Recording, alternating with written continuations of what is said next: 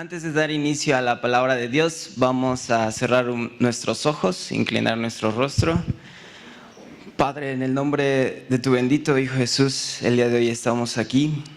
Y yo te quiero pedir que seas tú poniendo un corazón dispuesto, un corazón sensible y un corazón manso, Padre, para que de esta misma manera nosotros podamos poner en práctica el día de hoy tu palabra. En el nombre de tu bendito Hijo Jesús. Amén. Muy bien, hermanos. Y vamos a iniciar a leer un versículo que se encuentra en Job 22, 24, 26. Job 22, 24, 26. Y este versículo va a ser el ancla, va a ser el ancla de nuestra prédica del día de hoy, de nuestra palabra del día de hoy, y dice... Les voy a leer la versión, nueva versión internacional, y dice: si renuncias a tu codicia del dinero y arrojas tu precioso oro al río, el Todopoderoso será tu tesoro, Él será tu plata preciosa. Entonces te deleitarás en el Todopoderoso y levantarás tu mirada a Dios. Y aquí viene una pregunta súper importante que nos da este versículo. En el 26 dice: entonces te deleitarás en el Todopoderoso. Y me pregunto, ¿cómo es deleitarse en Dios? ¿Alguna vez se han preguntado cómo es deleitarse en Dios? ¿Cómo es disfrutar a Dios? ¿Cómo es estar satisfecho en Él? Porque estamos de acuerdo que todos sabemos cómo disfrutar una buena pizza. Sabemos disfrutar una buena película, sabemos disfrutar una buena lectura, un buen viaje, sabemos disfrutar muchísimas cosas. Pero ¿cuántos de nosotros sabemos disfrutar a Dios? ¿Cuántos de nosotros podemos realmente decir, sabes que yo estoy satisfecho en Él? Yo me encuentro pleno en Él, encuentro placer en Él. ¿Cuántos de nosotros podemos llegar a decir eso? Y más que nada la pregunta es, bueno, ¿y cómo experimento a un Dios de esa manera? ¿Cómo experimento, cómo disfruto a ese Dios? Y aquí en el versículo 24 dice: si renuncias a tu codicia del dinero y arrojas tu precioso oro al río. Si arrojáramos nuestros deseos carnales, posiblemente podríamos vislumbrar un poco de cómo es disfrutar a Dios. Pero antes que nada es interesante que en la Biblia encontremos muchos pasajes que hablan sobre el deleite en Dios y que nos dicen: debes de deleitarte, debes de gozarte. Y de hecho la pastora leyó un salmo que dice: gozaos, alégrense. Pero vamos a ir viendo poco a poco y vamos a ver varios versículos. Filipenses 4:4. Todos hemos escuchado este versículo que dice: estén siempre llenos de alegría en el Señor, alégrense. Y la versión Reina Valera dice: regocijaos. Otra vez digo: regocijaos. Regocíjense, disfruten, deleítense. Luego Salmo 37:4 dice: deleítate en el Señor y Él concederá los deseos de tu corazón. Volvemos a la palabra clave: deleite. Salmo 32:11. Así que alégrense mucho en el Señor y estén contentos. De nuevo, alégrense en el Señor. Salmo 16:9. Con razón mi corazón está contento y me alegro. Y demás versículos que podemos seguir leyendo, que la Biblia nos dice: alégrense, estar gozados. Pero cuán difícil es estar gozoso cuando se tiene una crisis.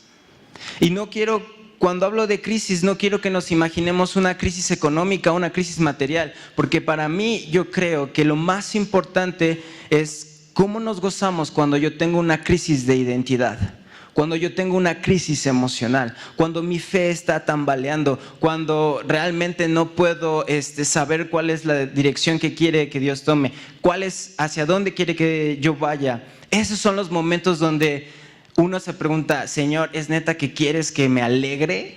¿Es de verdad quieres que yo me goce en estas situaciones?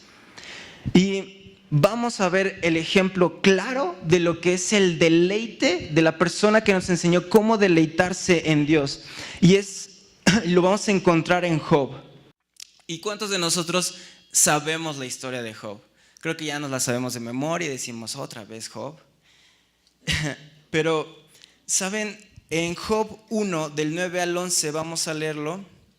Job 1, del 9 al 11, dice: Satanás le respondió al Señor: sí, pero Job tiene una buena razón para temer a Dios. Siempre has puesto un muro de protección alrededor de él, de su casa y de sus propiedades. Has hecho prosperar todo lo que hace. Mira lo rico que es. Así que extiende tu mano y quítale todo lo que tiene. Ten por seguro que te maldecirá en tu propia cara. Entonces, aquí tenemos de nuevo a Job.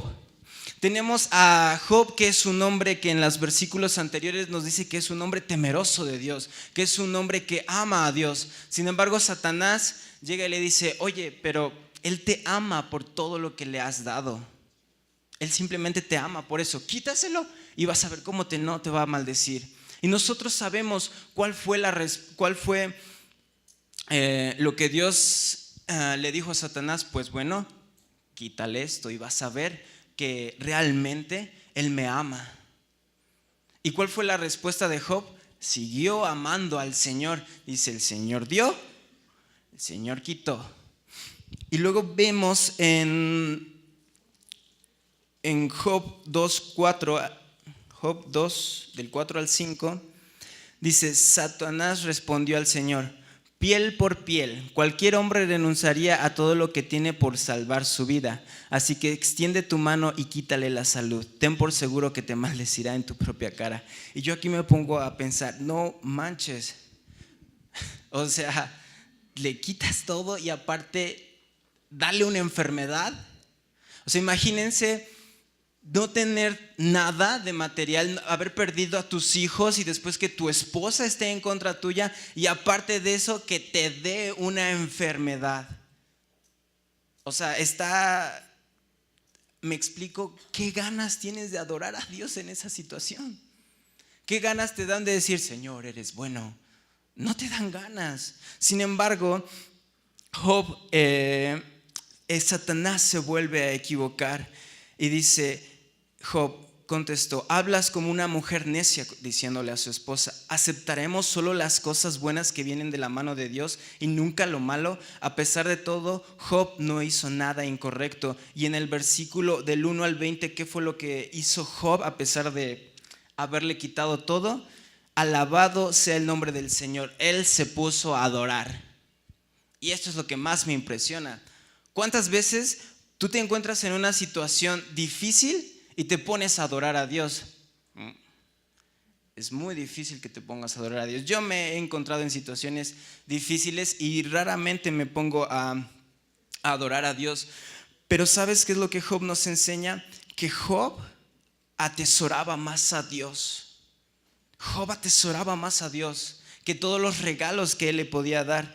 ¿Qué es lo que dice Mateo 6:21? Y lo conocemos: donde esté tu tesoro, ahí estará también tu corazón. Los deseos de Job eran Dios y por lo tanto Dios era su tesoro.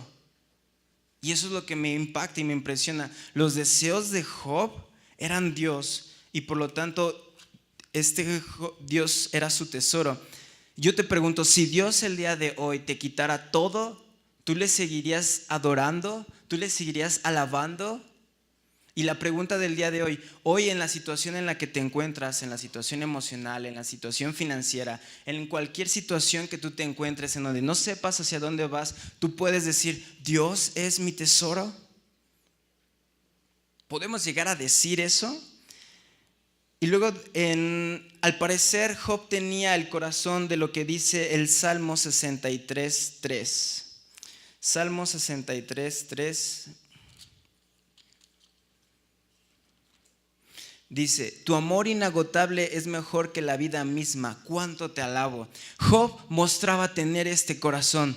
Tu amor inagotable es mejor que la vida misma. Y la versión en inglés dice, la traducción de amor inagotable es firme y constante. Un amor firme y constante es mejor que la vida misma. Job sabía que el amor de Dios era firme, era constante, que no se iba, que no tambaleaba por él, sino que era constante y era mejor su amor que todo lo que él le podía llegar a dar. Y esto para mí tiene una algo muy importante, algo muy significativo en mi vida, porque mi madre y mi padre se divorciaron hace 8 años, pero se separaron desde que yo tenía 12 años. Entonces, el amor de mi padre, yo necesitaba el amor de alguien. Yo necesitaba desesperadamente el amor de alguien, y yo sé que posiblemente haya dentro de nosotros historias de falta de paternidad más fuertes que las mías, pero yo necesitaba un padre. Yo necesitaba desesperadamente un padre. ¿Dónde lo encontraba? No lo encontraba en ningún lado. Sin embargo, cuando llego con Dios, su amor es constante, su amor es firme. Y yo siempre le decía, es que Dios, tú en algún momento me vas a abandonar, así como mi padre me abandonó. Así como mi padre me dejó en los momentos más difíciles de mi vida, tú me lo vas a hacer. ¿Y qué fue lo que Dios me enseñó a lo largo de estos años? Que su amor es constante, que su amor es firme. Y saben, muchas veces estando aquí hace 1 año y medio lo recuerdo, estando aquí en Guadalajara, había veces en las que no tenía, si la despensa se me acababa, literal. Y decía, chin, Señor, ¿qué voy a hacer? Pero aún así yo decía, Señor, tu amor es constante y firme hacia mí. Muchas veces cuando yo llegaba a fornicar con mi exnovia y me sentía destrozado, era impresionante cómo Dios agarraba su amor y me decía, hey, yo aún te amo, ven para acá. Su amor era firme y constante. Y solamente es esa clase de amor que te permite decir, Señor, nada más tengo 100 pesos en mi cartera, pero te tengo a ti. Señor, tengo una crisis emocional. Yo tenía una crisis de hace 1 año y medio más o menos. Llegué a tener una crisis en la que decía, literal, Dios no existe. Pero, ¿qué fue lo que hizo Dios? Su amor fue constante, su amor fue inagotable. Y es por eso que estos versículos me encantan, porque dice, tu amor inagotable. Porque muchas veces el amor de mi mamá se le va a acabar cuando yo hago algo que no le gusta. Tal vez se le acabe y dices, ay, chavo, ¿por qué eres así? Se le acaba, pero a Dios no se le acaba, esa es la ventaja. Su amor es constante, su amor es inagotable. Y eso es el corazón que tenía Job. Job tenía este corazón de decir, tu amor firme e inconstante es mejor que la vida. Y el día de hoy yo me pregunto, y te pregunto a ti, hermano, ¿su amor es firme? ¿Tú dirías esto? ¿Tú te identificarías con este versículo de decir, Señor, tu amor es más firme, tu amor es más constante, tu amor es mejor que recibir cualquier regalo? Y luego vemos en Habacuc 3, 17, 18. Aquí está. Habacuc 3, 17, 18. Y podemos observar que esto también era el corazón de Job. Dice, aunque las higueras no florezcan y no haya uvas en las vides, aunque se pierdan la cosecha de oliva y los campos queden vacíos y no den fruto, aunque los rebaños mueran en los campos y los establos estén vacíos, aún así me alegraré en el Señor, me gozaré en el Dios de mi salvación. El Señor soberano es mi fuerza, Él me da pie firme como el venado capaz de pisar sobre las alturas. Y esto me impresiona porque es Job, él literal había perdido todo. Su huerta no había florecido, no había uvas en sus vides, había perdido sus campos, había perdido su ganado, todo. ¿Y qué fue lo que hizo Job? El Señor es mi fuerza. Aún así me alegraré en el Señor. Aún así me alegraré en el Señor. Y hay una frase que me gusta mucho y dice, luego todo lo que Él nos dé podemos tomarlo en nuestros brazos, quererlo en el nombre de Jesús, amarlo por Él, pero sin que sea necesario para nuestra felicidad. Cuando nosotros ponemos a Dios como nuestro deleite, Él te va a dar regalos, te va a dar familia, te va a dar amigos, te va a dar económicamente, te va a dar ropa, te va a dar carro, te va a dar casa. Pero este autor me gusta mucho porque dice, tú nos puedes llegar a dar todo eso, pero aún así no es necesario para mi felicidad. Y el reto del día de hoy es que tú puedas disfrutar todas las cosas que Dios te ha dado sin que sea necesario para tu felicidad. Sin que sea necesario. Así no tengas todo lo que tú quisieras, tú tienes el amor de Dios capaz y este amor es capaz de decir, no me importa nada, pero yo tengo a Dios.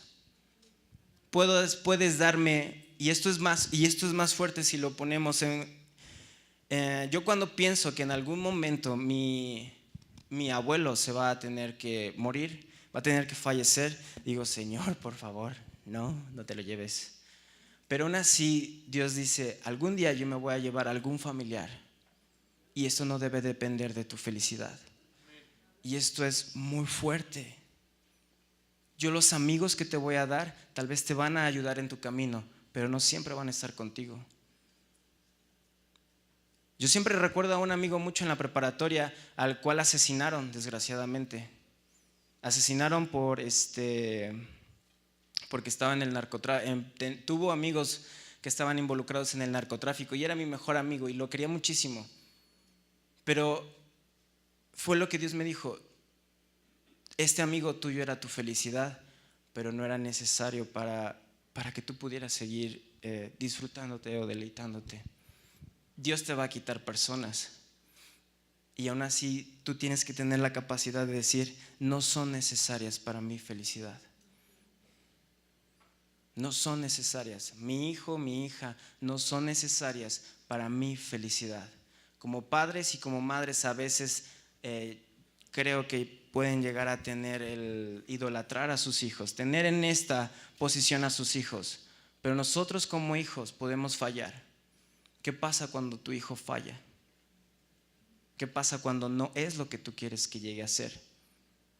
Y entonces ahí es donde tienes que aferrarte a esta palabra y decir, no son necesarias para mi felicidad, porque el único que es necesario para mi felicidad es Dios.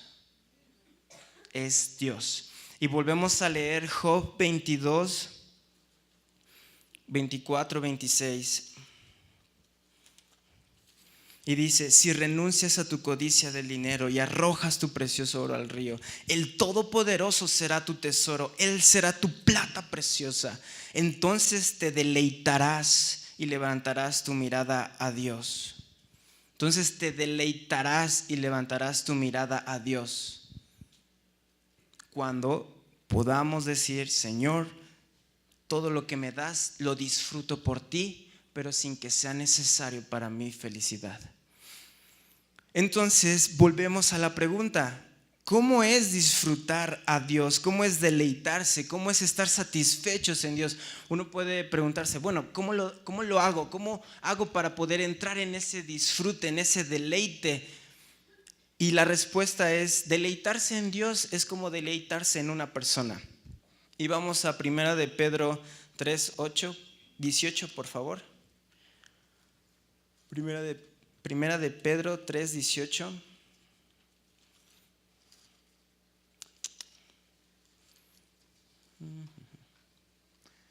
Y dice, porque también Cristo padeció una sola vez por los pecados, el justo por los injustos, para llevarnos a Dios, siendo a la verdad muerto en la carne, pero vivificado en el Espíritu. Y aquí yo quiero hacer algo, énfasis en una palabra, para llevarnos a Dios. ¿Para qué? Llevarnos a Dios, llevarnos a una persona.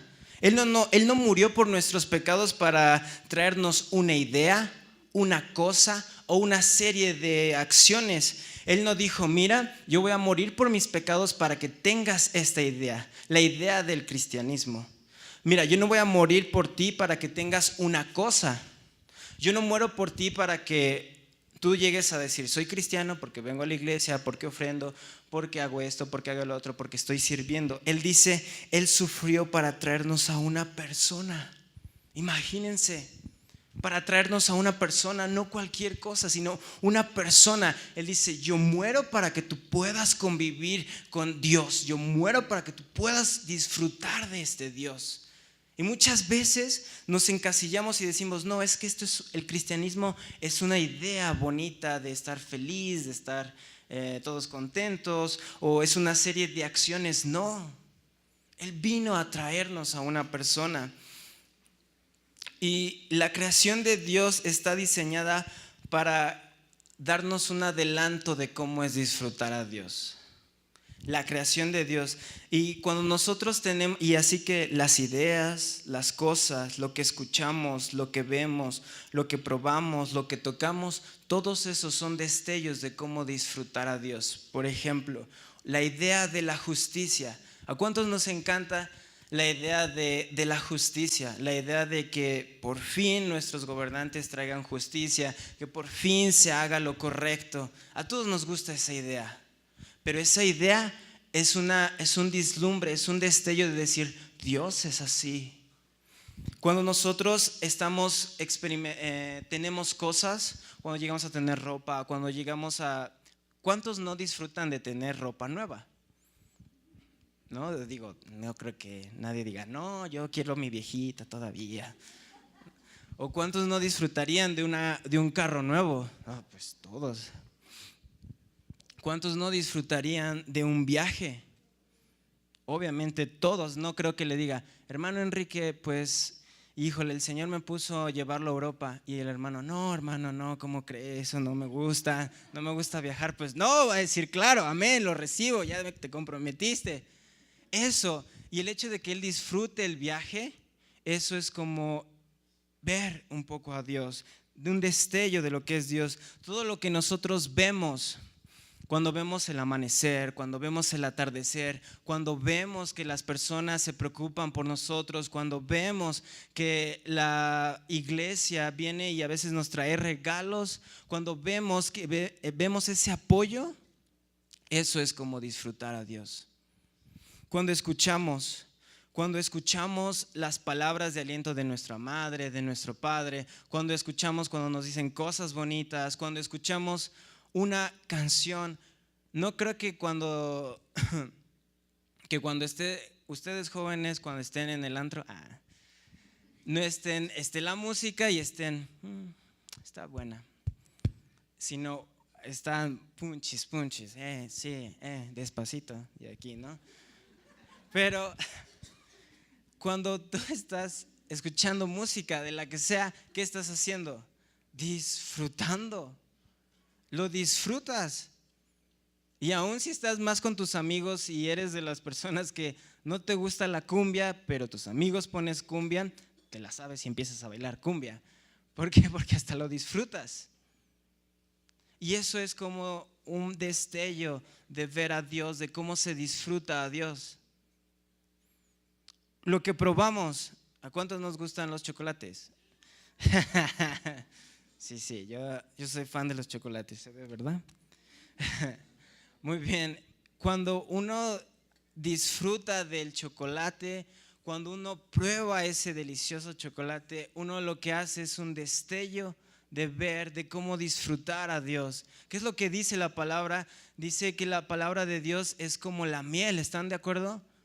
Es como la miel.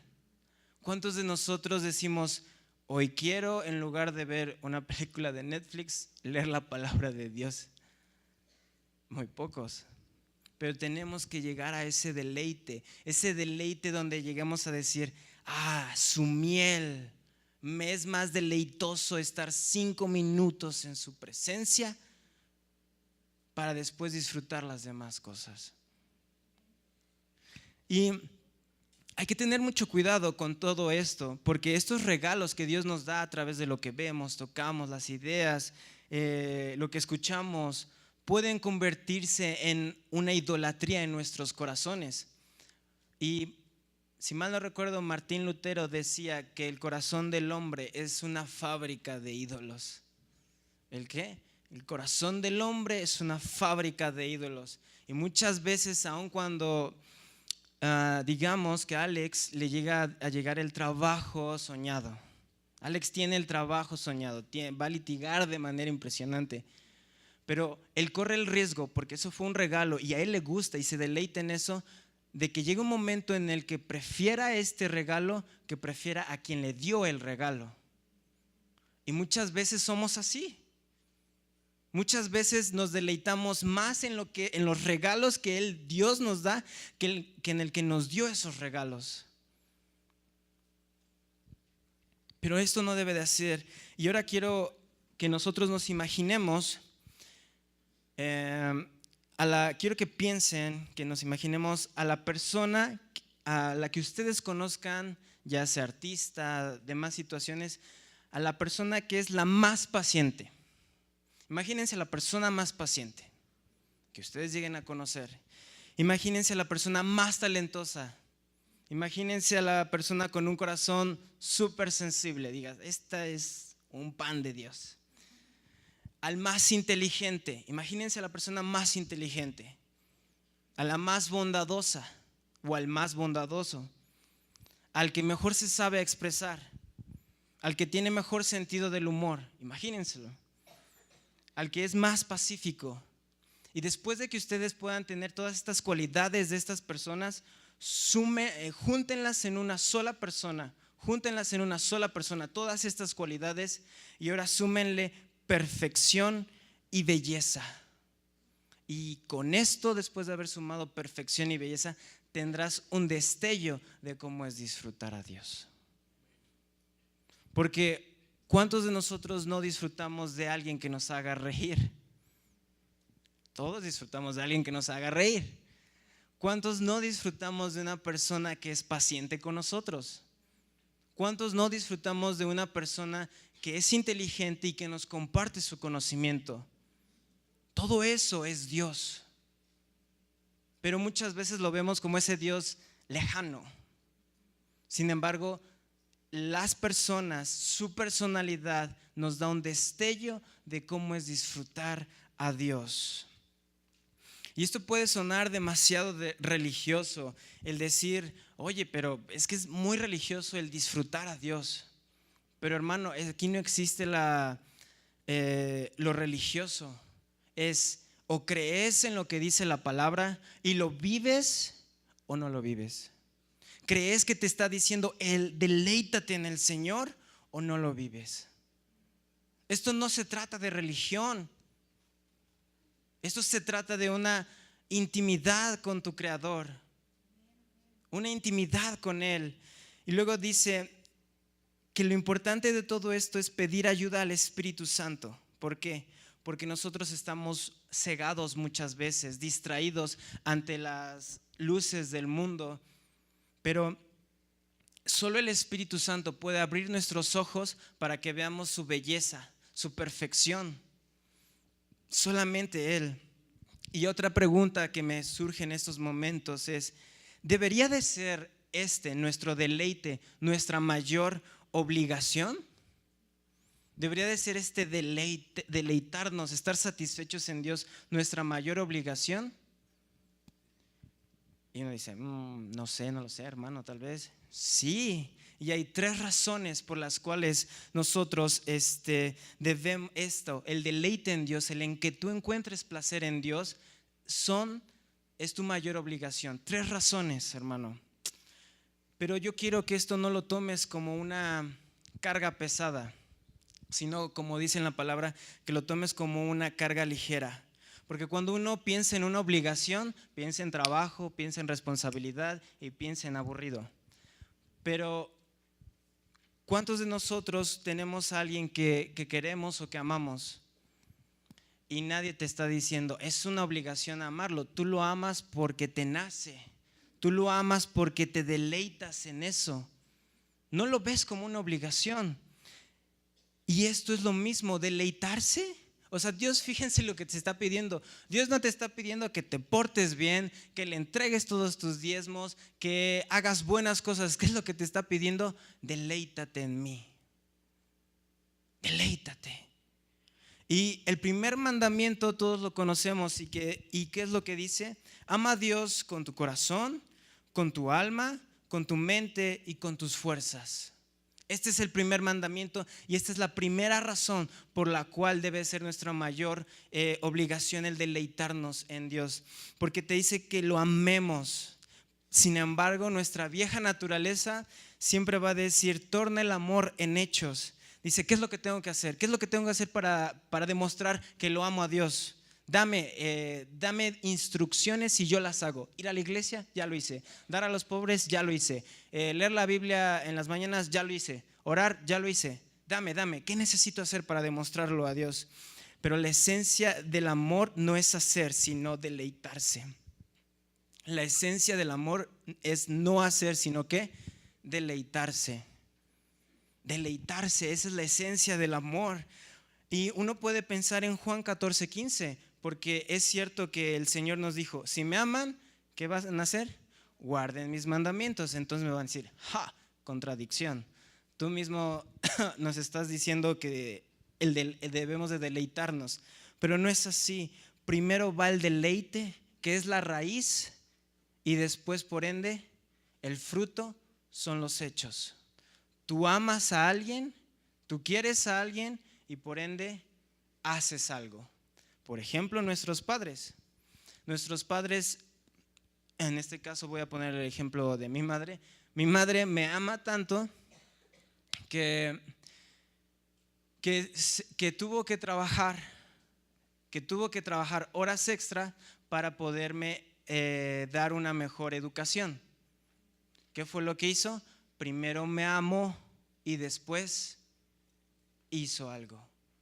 En Dios es lo mismo. Primero te deleitas, primero te gozas, primero estás satisfecho en Él y por ende las cosas salen. La raíz es el deleite y el fruto son los hechos, no al revés. A veces queremos que los hechos se conviertan en la raíz y no es así. Y lo que más me impacta es que el corazón está primero en los evangelios. Si se dan cuenta, ¿qué es lo primero que dice la Biblia en el primer mandamiento? Ama a Dios con todo el corazón. Y muchas veces la Biblia habla sobre el corazón. ¿Y por qué es esto? Porque el corazón no es un órgano ejecutor, no es un órgano que ejecuta o que hace, sino es un órgano de preferencia. Es un órgano de preferencia. Entonces el versículo del primer mandamiento diría, ámalo con tu preferencia. Ámalo con tu preferencia, que Él sea primero antes que todo. Y lo que dice Job 22, dice que Él sea tu plata, que Él sea tu oro y después te deleitarás.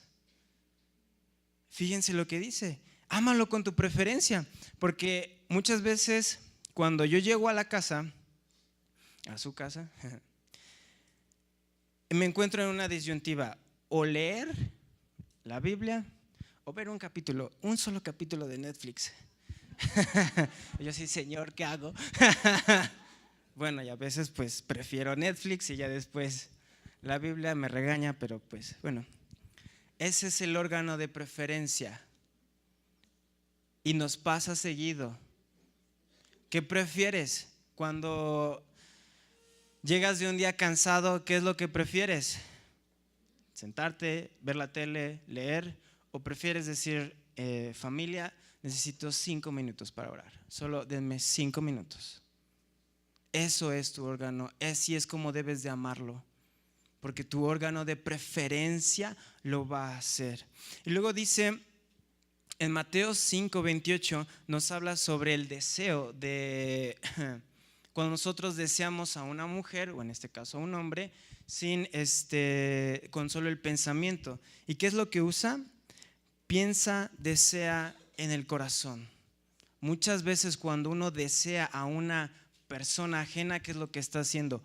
Prefiriéndola a ella en lugar de a Dios o a de su esposa o demás situaciones. Volvemos a lo mismo, es un órgano de ¿qué? De preferencia. Y Dios quiere que lo prefieras a Él sobre todas las cosas. Y la segunda razón por la cual nosotros debemos de deleitarnos en Dios y debe de ser nuestra mayor obligación es por el segundo mandamiento. El segundo mandamiento que dice, amarás a tu prójimo como a ti mismo. Amar a la gente es una obligación igual a la de amar a Dios. Y vamos a 2 de Corintios 8. 2 de Corintios 8, versículo 1 al 2.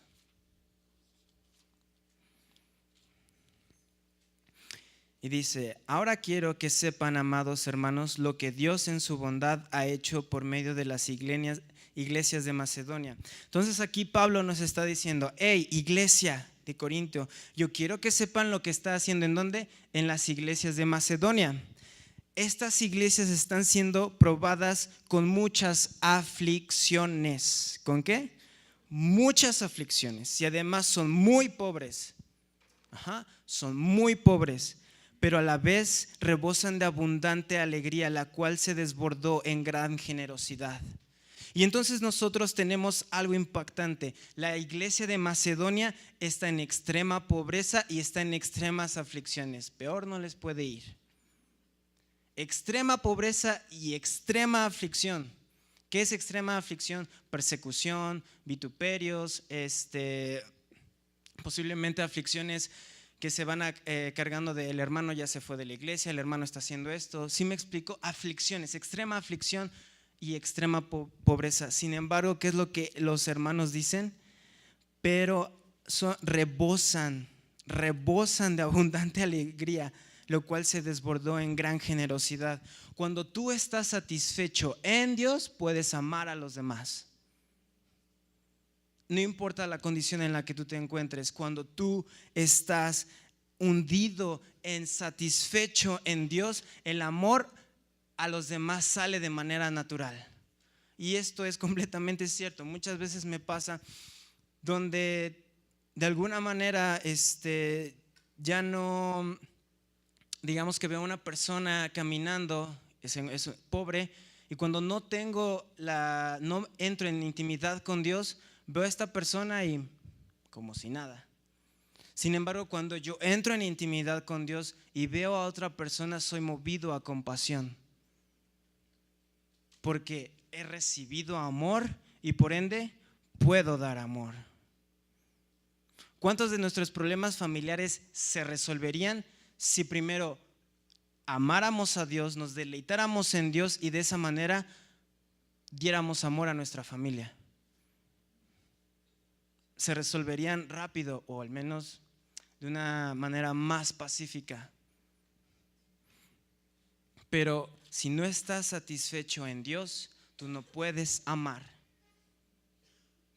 Y tercera razón por la cual Dios debe de ser el deleite en Dios debe ser nuestra mayor obligación es: Dios es más glorificado en ti cuando tú estás más satisfecho en Él. Y lo voy a volver a repetir: Dios es más glorificado en ti cuando tú estás más satisfecho en Él. Y esta es una frase de uno de mis predicadores favoritos, que es John Piper. John Piper define su ministerio con esta frase: Dios es más glorificado en ti cuando tú estás más satisfecho en Él. Y para poder entender esto, vamos a poner un ejemplo. Y en este ejemplo es que John Piper cuenta que cumplió 50 años de matrimonio con su esposa, y que en esos 50 años de matrimonio con su esposa, él le compró un ramo de flores enorme. Entonces él, con el ramo de flores, los pone atrás de su espalda y toca la puerta de su casa, lo cual es inusual que él haga. Entonces cuando abre la puerta, su esposa se sorprende y dice: Johnny, no deberías de haber hecho eso, son muy costosas. Y entonces el pastor John Piper dice: bueno, pero cumplimos 50 años y además el día de hoy yo quiero pasar esta tarde contigo, así que ve y arréglate porque me gusta o me deleito cuando estás conmigo. Y todos decimos: ah. Entonces, aquí ustedes, ¿qué creen que fue la reacción que tuvo la esposa? No creo que haya dicho: ay, tú siempre pensando en tus deleites, tú siempre pensando en ti y nunca en mí. No creo que haya dicho eso, sino lo que fue: Él se deleita en mí y por lo tanto yo me glorifico. Yo me deleito en que Él se deleite en mí. Es un círculo vicioso y pasa lo mismo con Dios. Cuando tú estás en su deleite, Él se deleita en ti y así de esa manera, ¡pum!, su gloria se ve mucho mejor. Porque nosotros hemos sido llamados para magnificar su gloria. Y gloria a veces yo lo entiendo más fácil como su belleza. Es obviamente una palabra más complicada, pero yo lo entiendo como su belleza. Magnificar su belleza. Fuimos creados con ese propósito para magnificar su belleza. Y es hermoso cuando escuché esta palabra porque dice, entonces el simple hecho de que yo te ame, de que yo me deleite en ti, tú eres más glorificado. Y si tú eres más glorificado, todo es para ti y eso es lo importante. En Isaías 26:8 dice, glorificar tu nombre es el deseo de nuestros corazones. De esa manera. Glorificar tu nombre es ¿qué? Es mi preferencia. Tu nombre es lo que yo deseo que todos vean. Tu belleza es lo que yo deseo que todos vean. Y la pregunta aquí es, ¿tú deseas eso? ¿Tú deseas eso? ¿Deseas? Sí, hermana, sí lo deseo. Qué bueno.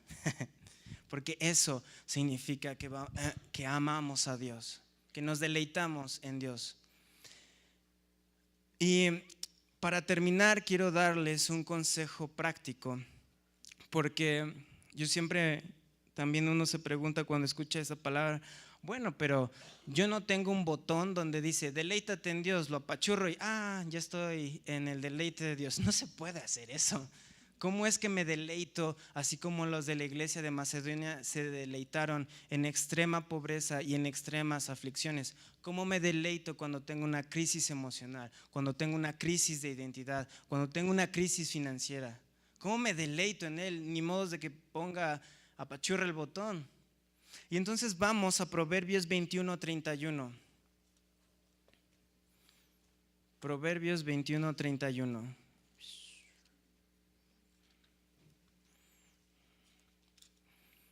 Y dice, el caballo se prepara para el día de la batalla, pero la victoria pertenece al Señor.